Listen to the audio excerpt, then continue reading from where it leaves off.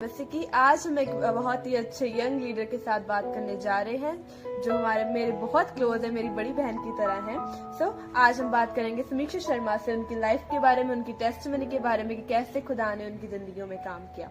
आपको देखकर बहुत खुशी हुई सबसे साथ बात करके कि हम आपकी टेस्टमनी को, आपकी जो खुदा ने जैसे आपकी जिंदगी में काम किया वो और लोगों की जिंदगियों में भी हो और वो उन्हें प्रभु यीशु मसीह को स्वीकार करे अपनी जिंदगी में। आपका स्वागत है। Thank you. जैसे हम जानते हैं कि आपकी जिंदगी में बहुत ही थोड़ी शुरुआत थोड़ी गलत थी। जब शुरुआत हुई तो बहुत ही आपको मुश्किलों का सामना करना पड़ा। असल में आपकी जिंदगी कैसे शुरू हुई? सबसे पहले मैं थैंक्स कहना चाहती हूँ कि आज बहुत ही समय बाद मुझे अपनी गवाही को शेयर करने का मौका मिला है। आज मैं आपको बताना चाहूंगी कि मेरे जीवन की शुरुआत वैसी नहीं थी जैसे हम समझ सकते हैं, क्योंकि हर एक बच्चा चाहता है कि उसकी शुरुआत अच्छी हो, अच्छे परिवार में उसका पालन पोषण हो, हर एक चीज वो अच्छा चाहता है। बट मेरे मामले में ऐसा कुछ भी नहीं था। मैं 7 महीने की थी जब मेरा जन्म हुआ, और ऐसी परिस्थितियों में जन्म होना, बच्चे का जीना बहुत मुश्किल होता है। बट जब मुझे 48 घंटों का 48 आवर्स का जो एक टेन्योर मिल गया कि आप इतने समय तक जी सकते हैं, तो इसके बाद बहुत परेशानियों का, संघर्षों का सामना करना पड़ा कि कैसे एक 7वें महीने का बच्चा कैसे जी सकता है। पर परमेश्वर का धन्यवाद है, जैसे बाइबल में यिर्मयाह की 5 में लिखा है कि तुम्हें माता की गर्भ से पहले मैंने चुन लिया था। तो परमेश्वर ने मुझ में अपना जीवन फूका, श्वास फूका और एक नए जीवन की शुरुआत की। पर मैं ये कहना चाहूंगी कि जीवन आसान नहीं था उस समय भी, क्योंकि उस समय में भी बहुत सारी चुनौतियों का, हर समय बीमारी के साथ घिरे रहना, परेशानियों से, संघर्ष से घिरे रहना। तो मैं समझती हूँ कि जन्म के बाद भी मेरा जीवन वैसे सामान्य नहीं रहा, पर परमेश्वर ने जीवन दिया। बट आगे की भी बहुत सारी परिस्थितियां ऐसी हैं जो आने वाले समय में आपके साथ रूबरू करेंगे।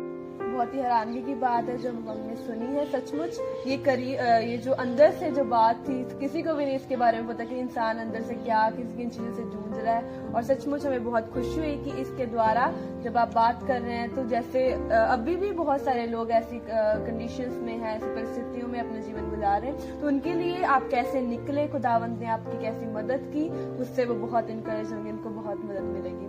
जी, बिल्कुल सही बात बोली आपने। जब इंसान उस मौत के कुएं से बाहर आता है, उसको पूछो जीवन क्या होता है। जब भी मैं कहीं पे भी गवाही देती हूँ, तो जब मेरी बात आती है अपनी टेस्टिमनी बताने की, तो मैं एक बात हमेशा बोलती हूँ, उस व्यक्ति से पूछो जिसने जीवन पाया, उससे पूछो वो यीशु कौन है। तो जब मैं जैसे उम्र में बढ़ती गई, तो उसी के साथ मेरे समाज के लोगों की बातें, ताने बहुत मुझे सुनने को मिले। कहते थे कूड़ा है, अपने बाप का कूड़ा इसको बाप को दे दो। और ऐसी ऐसी बातें जब सुनने को मिलेगी, तो सच में लोगों के गूज़बम्स खड़े हो जाएंगे कि ऐसे भी बात कोई कह सकता है, ऐसे भी कोई कह सकता है। जी हाँ, बिल्कुल कह सकता है। मेरे साथ हुआ है, मेरे साथ बहुत हुआ है। समाज जो है जीने नहीं देता। समाज अपनी गतिविधियां ऐसे जब करता है, तो फिर भी उससे ऊपर के निकलना ये अलग बात होती है। तो जब मैं ऐसे बढ़ी, तो एक दूसरा सदमा एक बात का था, मेरी माँ बाप का जो तलाक हुआ, वो जब टूट गया उनका रिश्ता, तो वो एक अनदर पॉइंट था जहाँ पे गैप आना, दिल में एक होना कि ये क्यों हुआ, मेरे साथ ही क्यों होता है।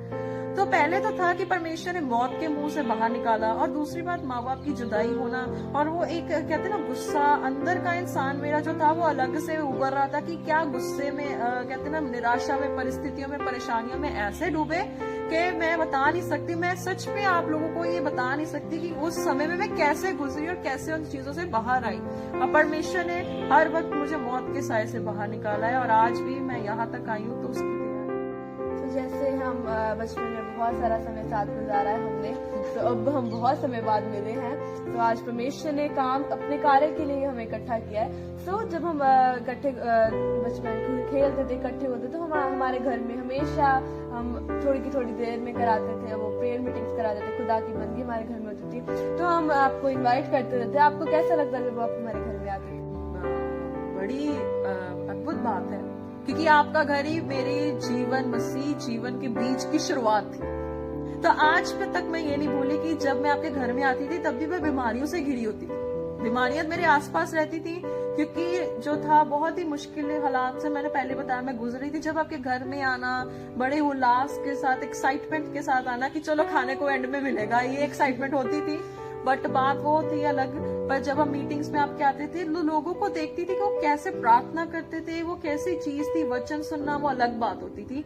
बट एक कहते ना कि बीज अंदर चला गया, कहते ना बीज बोने वाला बीज बोने के लिए निकला, तो वो आपका घर आज तक मैं नहीं भूल सकती कि मेरे मसीह जीवन के जो बीज अंदर आया था वो आपके घर से हुआ था, और बहुत अच्छा लगता था।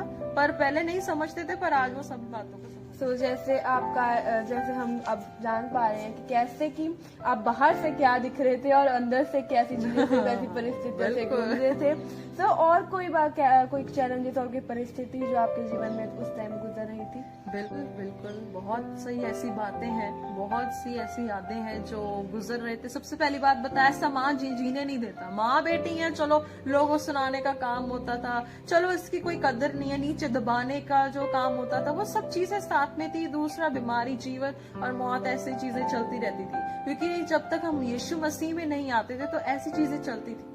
तो ऐसे करते करते बहुत सारे संघर्ष, आत्मिक तौर से एक गुस्सा, क्रोध कि मेरे साथ ऐसा क्यों, मेरे बाप, अगर मेरा बाप होता ना यहाँ पे तो वो सब कुछ ठीक करता।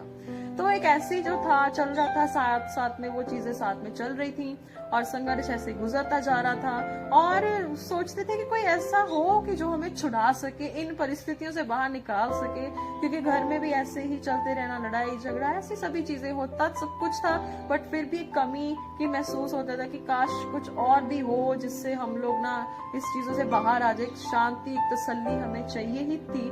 बिकॉज लोग जब कहते थे ना कूड़ा, ये अपने बाप का कूड़ा है, बेचारी शब्द सुनना, ये चीजें बोलना, वो चीजें बोलना, मुझे बिल्कुल अच्छा नहीं लगता था। क्योंकि लड़कियां दबी नहीं रह सकती, हम लोग भी उड़ सकती, हम भी अपनी उड़ानें भर सकती हैं। तो जब उस समय से गुजर रही थी तो बात अलग थी, पर बहुत ही ज्यादा मुश्किल तनाव से मैं गुजरी हूँ, जो मैं एक्सप्लेन नहीं कर सकती कितना दर्दनाक वो था। क्योंकि माँ बेटी का जो होता है ना, इस दुनिया में लोग नहीं जीने देते। अगर कोई मेल डोमिनेंट हो तो कहते कि कर सकते, बट बहुत मुश्किल से गुजरना पड़ता।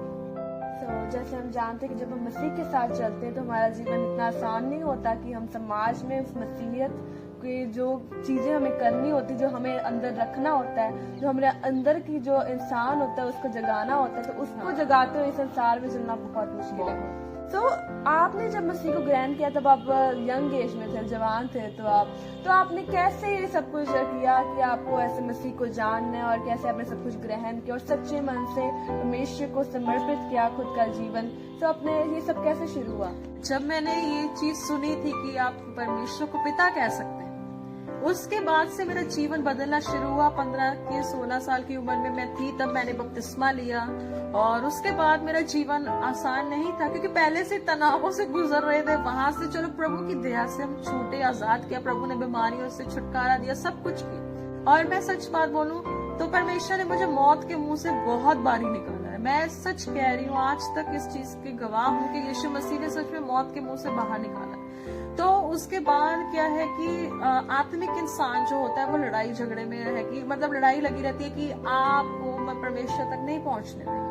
तो एक आत्मिक लड़ाई थी कि हाँ, अंदर काफी लड़ाई चल रही थी, बहुत सारी चैलेंजेस थे, क्योंकि जो असली दोस्त थे वो शत्रु बन गए। समाज, जैसे आप पता ही है, जिस सोसाइटी में से मैं आई हूँ, यू नो वेरी वेल कि कैसे वो लोग थे, मॉक करते हैं, वो नफरत करते हैं, कि बर्दाश्त नहीं कोई करता था। और सभी फिर से वो नफरत और चिढ़ की तरह देखने लगे। तो फिर हम उसके बाद पीछे मुड़ के देखा ही नहीं, क्योंकि हमें पता था कि हम चाहे इस धरती पर है, पर इस धरती के नहीं। तो इस सफर में तो चल रहे थे। अब हमने ये सोचा था, हमने परवाह नहीं करनी, जो कोई कुछ करता है उससे करने दो, हमारा कुछ नहीं जाएगा।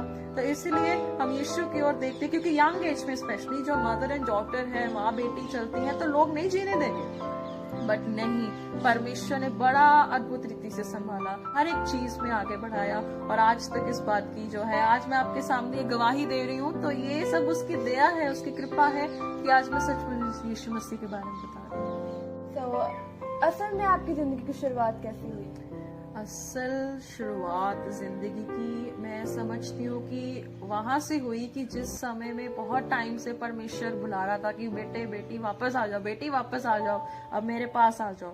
तो वहां से शुरुआत मैं कह सकती हूँ। या दूसरी शुरुआत, जब मेरी माँ, मेरी मदर को भी बहुत एक प्रॉब्लम हुई थी, और वहां से मेरी मदर को रात को हॉस्पिटलाइज करना पड़ा। वहां पे भी मदर का था, पर मैंने पहली बार प्रार्थना की यीशु मसीह से कि यीशु मसीह मेरी मॉम को बचा लीजिए। तो उसके बाद फिर मदर ठीक हुए। उसके बाद जो जनरेशनल कर्स एक था फोड़ो का, मेरे घर में सभी लोगों को ये प्रॉब्लम होनी थी कि ये सबको होता ही होता है। तो वहां पे ऐसे जो बीमारियां बढ़ना, ये सभी चीजें चल रही थी। तो फिर वहां से मुझे लगा कि जैसे मैंने पहले बताया था, कॉमा, फुल स्टॉप नहीं, कॉमा, कॉमा होता है कि वो भी टर्न करता है। तो वहां से एक टर्निंग पॉइंट मेरा शुरू होने लगा कि मुझे मसीहा के पास जाना पड़ेगा, मुझे सच्चे परमेश्वर को जानना ही होगा। तो आई बिलीव सो कि ये जो स्ट्रगल्स थे, ये जो बीमारियों के साथ घिरे रहना, वहां से मुझे लगा कि कॉमा मेरा स्टार्ट हो चुका था। मैं वहां से आगे सच्चे परमेश्वर जो मुझे बुला रहा था। सबकी पढ़ाई कैसी थी? जैसे मैं जानती हूँ कि आपकी इंग्लिश में आप बहुत अच्छे थे। तो आप हमेशा कोई ना कुछ क्रिएट करने में कुछ बनाते रहते थे, जैसे कहानियां हो गई, कविताएं होगी, आप हमेशा कुछ ना कुछ कंपोज करते थे। तो वो कैसा था सब कुछ जब आप स्टडी में जाते थे? मेरा सफर, मेरे लिखने का सफर, मुझे बहुत शौक था लिखने का। मैं शुरू से बहुत लिखती थी, पोइम्स बनाना, आर्टिकल्स लिखना, वो मेरे शुरू से चलता आता था। इवन तक बहुत सारे नोटबुक्स लेके आना, बुक्स खरीदना, ये मुझे शौक था वहां से। तो मैं नहीं जानती थी कि परमेश्वर ने मुझे इस इंग्लिश लैंग्वेज के टैलेंट को यहाँ तक लेके आना था, कोई स्पेशल पर्पस था।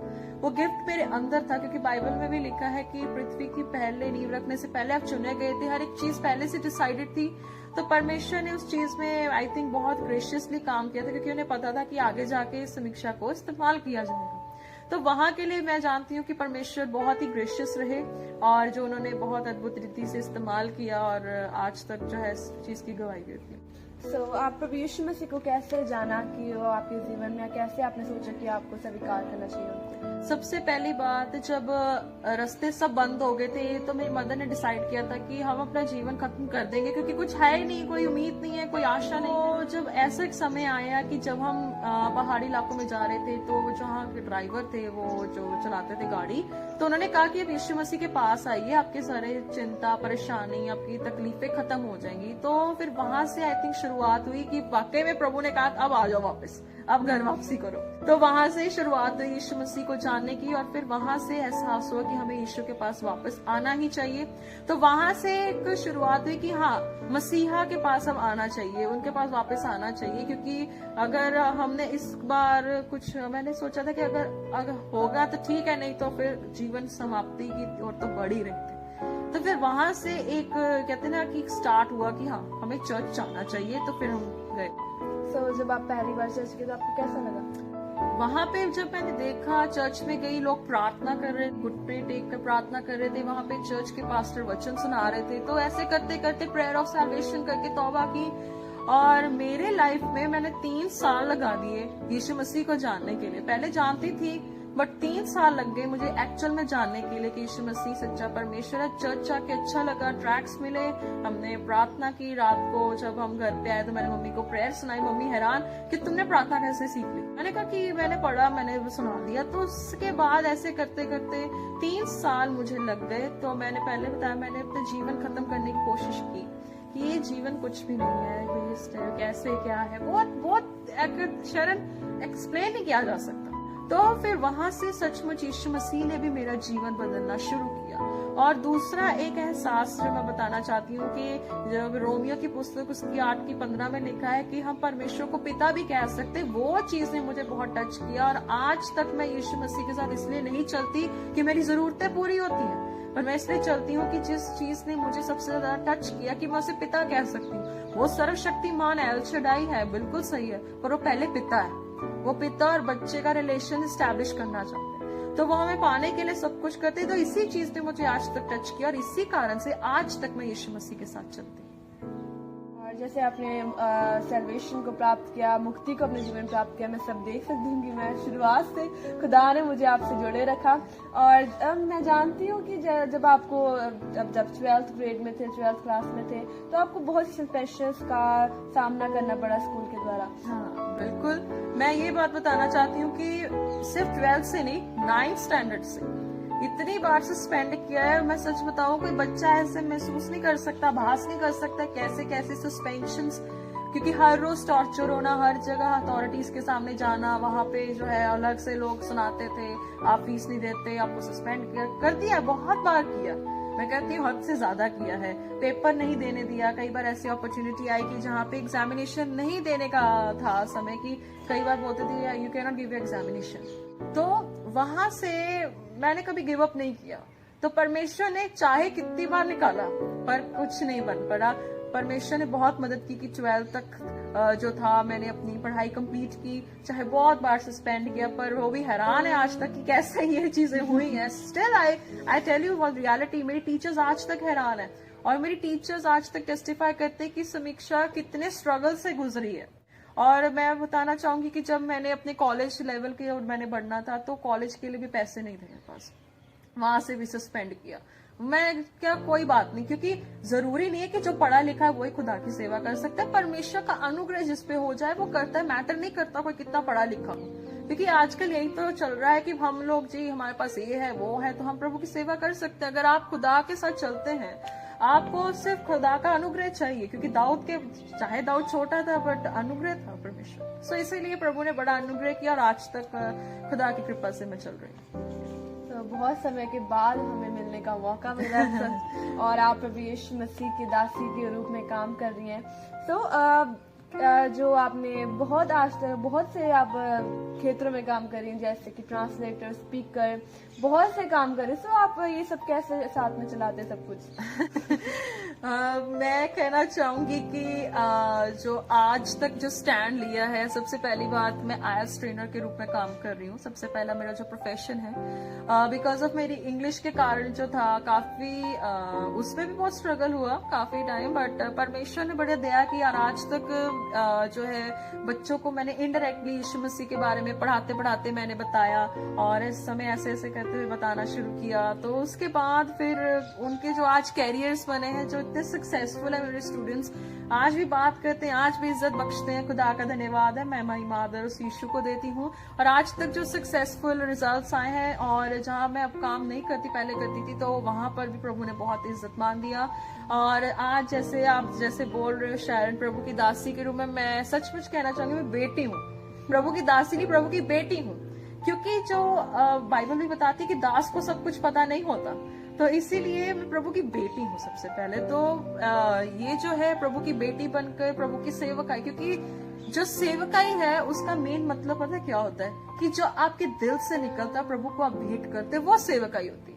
तो आज तक जो है ट्रांसलेटर के रूप में प्रभु ने इस्तेमाल किया है, स्पीकर के रूप में आप जानते हो कि प्रभु ने कैसे, क्योंकि मेरी लाइफ जो है ट्रांसपेरेंट है और परमेश्वर ने कैसे काम किया है, ये सब बातें सब जानते हैं।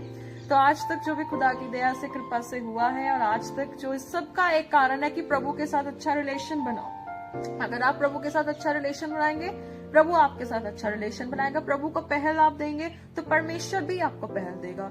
तो जैसे भजन संहिता 16:8 में लिखा कि हे यहोवा, मैंने अब तुझे अपने सम्मुख रखा है और मैं कभी डगमगाऊंगा नहीं। तो इसी समय में, हर समय परमेश्वर को प्रथम स्थान दो, प्रभु को आप प्रभु को बेस्ट दो और परमेश्वर अपना बेस्ट करेगा। आप प्रभु को हाईलाइट करो जितना हो सके। इस गवाही से भी परमेश्वर को मैं हाईलाइट करना चाहती हूँ। तो सचमुच परमेश्वर कभी भी चुप नहीं रहेगा कि उसके बच्चों के लिए वो काम कर सके। तो जो परमेश्वर ने हमें सेवा दी है कि इस पेज के द्वारा जो जवान लोग हैं, ये यंग जनरेशन है, उनको हम इनकरेज कर सकें, उनके लिए कुछ काम कर सकें। तो आज के देख सकते हैं कि कुछ खास नहीं हो रहा यंग जनरेशन के लिए। बहुत सी मिनिस्ट्रीज हैं, पर मैंने बहुत से लोगों से सुना कि उनको रिस्पॉन्स नहीं अच्छे से मिलता। अगर वो पूछना भी चाहे, जो करना चाहते हैं वो भी नहीं कर पा रहे हैं। बिल्कुल, ये आजकल ये हो रहा है। सो मैं आपको ये कैसे दर्शन मिला कि इस पेज की, जो कि किंग्स पोस्टेरिटी की शुरुआत की जाए और जो मेन एम है वो यंग जनरेशन को रखा जाए? Okay, very interesting question. क्योंकि जो लोग सोचते हैं ना कि एक्चुअली सब लोग ये सोच रहे होंगे कि मैंने इतना मुश्किल नाम क्यों डाला। कई लोग कहते होंगे कि समीक्षा जी को इंग्लिश बड़ी आती है तो ये वर्ड दे दिया पता नहीं कहाँ से। पर मैं आप लोगों को बताना चाहती हूँ कि ये जो किंग्स पोस्टेरिटी का मतलब है राजा की आने वाली वंशज, उसको कहा जाता है। पोस्टेरिटी का मतलब है कि राजा की आने वाली जवान वंशज को किंग्स पोस्टेरिटी कहा जाता है। तो जब ये मुझे दर्शन मिला तो काफी, जब जैसे आपने बोला, बहुत सही बात बोली कि मिनिस्ट्रीज में कई लोग वर्क नहीं करते। कहते हैं ये बच्चे पाप में हैं, जवान पाप में फंसे हुए हैं, इनको कैसे खुदा का काम कर सकते हैं। मैं मानती हूँ कि कोई भी काम कर सकता है, जज्बा होना चाहिए, दम होना चाहिए काम करने में। जैसे मेरे टाइम में क्या होता था कि लोग कहते हैं अरे ये कुछ नहीं कर सकती, ये तो कूड़ा है, ये तो गार्बेज है, ये कुछ नहीं कर सकती। लोगों के दबाव, लोगों की रिजेक्शंस, लोगों के ताने मैंने ऐसे ऐसे सुने की हद होती है। बट आज दम पे सेवा करते हैं, और जब ये दर्शन मिला कि आपको जवानों के लिए कुछ काम करना चाहिए, तो तब फिर किंग्स पॉस्टेरिटी का इनिशिएट किया गया, और इस दर्शन से कि बहुत सारे जवानों को बचाना है। मैं अपने लिए नहीं काम कर रही, आप अपने लिए नहीं कर रहे, हम परमेश्वर के लिए काम कर रहे हैं। सो ये दर्शन तब शुरू हुआ, और उस दर्शन के बाद से फिर मैं एक्टिवेट हो चुकी हूँ। मैंने आपको भी लिया, मैंने और सारी यंग पीपल को जोड़ा हुआ अपने साथ, अलाइन किया है कि परमेश्वर का काम करना है। तो इसीलिए फिर इस चीज को आगे मैंडेट को लेके आया गया है, और इसी चीज के लिए हम काम करें। No secondary purpose, only primary purpose, to save young people and bring them to Christ. तो आज की अगर हम समाज में देखें कि जो जवान लोग हैं, जो यंग पीपल है, वो बहुत सी परिस्थितियों का सामना कर रहे हैं अपने जीवन में, जैसे मूड स्विंग्स हो गए, जो घर वालों के साथ नहीं बनती, फ्रेंड्स गलत संगत में है, बहुत सी संगत की भी प्रॉब्लम है, और जो उनको प्रायोरिटी होती है कि किसी चीज को पहल देते हैं, किसी को नहीं देते, अपने करियर के लिए कॉन्सेंट्रेटेड नहीं है। बहुत सी प्रॉब्लम्स आज के जवान बच्चों को देखनी पड़ रही है। तो उसके बारे में आपका क्या ओपिनियन है? द फर्स्ट थिंग जो मैं कहना चाहती हूँ कि ये जो यंग जनरेशन है, ये अप टू डेट रहना चाहती है, सब कुछ जल्दी मिल जाए, इंस्टेंट मिल जाए। वो इंस्टेंट के चक्कर में भूल जाते हैं कि ग्रेजुअल एक वर्ड होता है कि स्लो एंड स्टेडी, स्लोली चलना चाहिए। तो मैं गलती यंग जनरेशन की भी नहीं कहूंगी। जो घर का माहौल होता है वो एक मेन फैक्टर है, क्योंकि घर के माहौल में टीचिंग नहीं है, घर के माहौल में ऐसी अच्छी चीजें नहीं मिल रही हैं। सेकेंडली मैं ये कहना चाहूंगी, कई बारी आजकल के समय में लोग डबल एज फेस जीते हैं, दो मुहा जीवन जीते हैं, बाहर से अच्छे दिखना है, अंदर से चाहे खोटे हो। तो सेकेंडली एग्जाम्पल्स नहीं बन पा रहे। अगर आज हम इस समय में एग्जाम्पल बनेंगे, यीशु मसीह के एग्जाम्पल हम सेटअप यहाँ करेंगे, तो मैं मानती हूँ कि यंग जनरेशन भी यीशु को एक्सेप्ट करेगी, जवान भी यीशु में आएंगे। सो सबसे पहली बात है कि हम उस सेक्टर को टच नहीं करते। सो पहली बात कहते हैं कि परिवार जो है स्वर्ग की इमेज है। तो पहली बात, अगर हम अपने घर में ही अच्छे से मिनिस्ट्री नहीं कर पा रहे, अच्छे से मिनिस्टर नहीं कर रहे, अच्छे से घर में वो माहौल नहीं बना रहे, स्वर्गीय माहौल, जितना मर्जी बाहर काम कर ले, माहौल बाहर भी नहीं बनेगा। हमसे माहौल बनता है। अगर हम लोग प्रभु के साथ सही नहीं है, तो कैसे बाहर माहौल बनेगा? इसी रीति से अगर हम लोग भरे होंगे, तो हम जवानों को, हर एक को जीत सकते।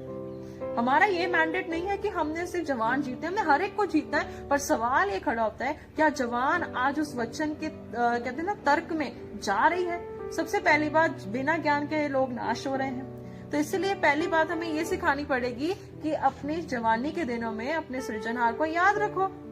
वो हम तो बता नहीं रहे लोगों को, बात आती फिर कहते कि हम जवान को बचा रहे। सबसे पहली बात, परमेश्वर के साथ अपना वफादारिता वाला जीवन बनाओ, तो आपके गोल्स भी अचीव हो जाएंगे, सब कुछ होगा।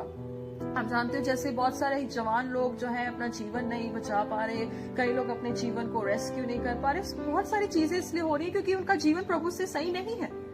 सो इसलिए सबसे पहली बात, अगर आज आप अपना जीवन प्रभु के साथ सही करोगे, पश्चाताप करोगे, अपने गुप्त पापों से मन फिराओगे, क्योंकि बाइबल में दाऊद कहता है कि परमेश्वर मेरे गुप्त पापों से मुझे क्षमा कर। सो इसीलिए गुप्त पाप पहले छोड़ने होंगे, तभी परमेश्वर बाहर भी आदर देगा। सो सबसे पहली बात, पहले अपने आप को सेटअप करें, पहले अपने आप को फिल करें, दूसरों को फिलअप करेंगे, क्योंकि जो भरा हुआ जो होगा ना, क्या कहते हैं उसको, बर्तन, भरा हुआ बर्तन दूसरे खाली को भर सकेगा। सो इसीलिए अगर हम भरेंगे तो ऑटोमेटिकली बाहर भी हम इम्पैक्ट कर पाएंगे। सो सबसे पहली बात घर से शुरुआत है, घर पे माहौल अच्छा करेंगे तो फिर बाहर यीशु मसीह को हम जरूर दिखा पाएंगे। जैसे आपने बताया, सब उद्देश्य उसकी 12 की 1 में लिखा कि अपने जवानी के दिनों में अपने सृजनहार को याद करो। तो आजकल ये हो गया कि लोग, जैसे चर्च हो गया संडे का, तो वही बहुत प्रेयर होगी, अब हमें एक पर्सनल करने की जरूरत नहीं है। तो मैं चाहती हूँ कि आप इस बारे में बताएं कि पर्सनल जो रिलेशनशिप है खुदा के साथ, सिर्फ चर्च तक न सीमित रहे कि खुदा की रात न चर्च गए, लो भी काम हो गया, कर लिया खुदा को याद। रोजाना अपने जीवन में हर पहलू में, हर एक स्थिति में परमेश्वर को याद रखा जाए। एग्जैक्टली जो मैंने पहले बताया, भजन संहिता 16:8, हे यहोवा, हर समय मैंने तुझे सम्मुख रखा है कि मैं कभी डगमगाऊं ना। अगर आप अपने, सबसे पहली बात जो जवानों की कमी है कि पेरेंट्स की डिसरिस्पेक्ट। एक वो जगह पे लिखा है कि अगर हम देखे हुए माँ बाप की इज्जत नहीं कर सकते तो अनदेखे परमेश्वर की इज्जत कैसे कर सकता है कोई। सबसे पहली बात हमारे माँ बाप से शुरुआत होती है, हम उनकी रिस्पेक्ट करें, और सेकेंडली फिर परमेश्वर के साथ अपना रिलेशनशिप सही रखें। परमेश्वर के साथ relationship everyday prayer, everyday meditation, everyday worship, praise, give him honour and glory. तो अगर आप ऐसे करेंगे तो प्रभु के साथ आई थिंक सक्सेसफुल आप हर टाइम रहेंगे। तो दूसरी बात यह है कि हमें पहले खुद बनना पड़ता है वो जो दूसरों को हम देखना चाहते हैं। यीशु मसीह कहते हैं कि अगर आप दूसरों से भी व्यवहार चाहते हो, बिहेवियर चाहते हो, पहले खुद करो। अगर आप परमेश्वर से काम देखना चाहते हैं, पहले खुद करना पड़ता है विश्वास।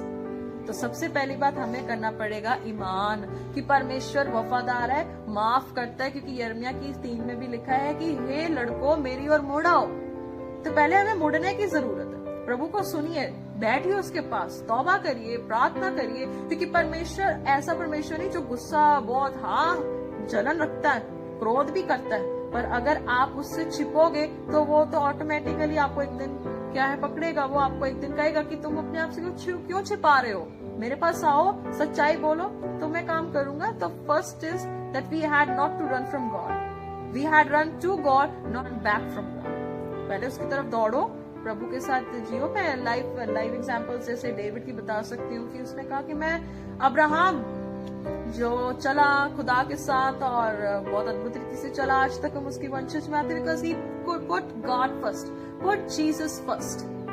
तो पौलुस भी कहता है कि परमेश्वर में तेरी रेजरेक्शन पावर जानना चाहता हूँ। तो इसीलिए हर एक चीज में एक पैशन और एक तलब होनी चाहिए। So I believe that God will do that is best.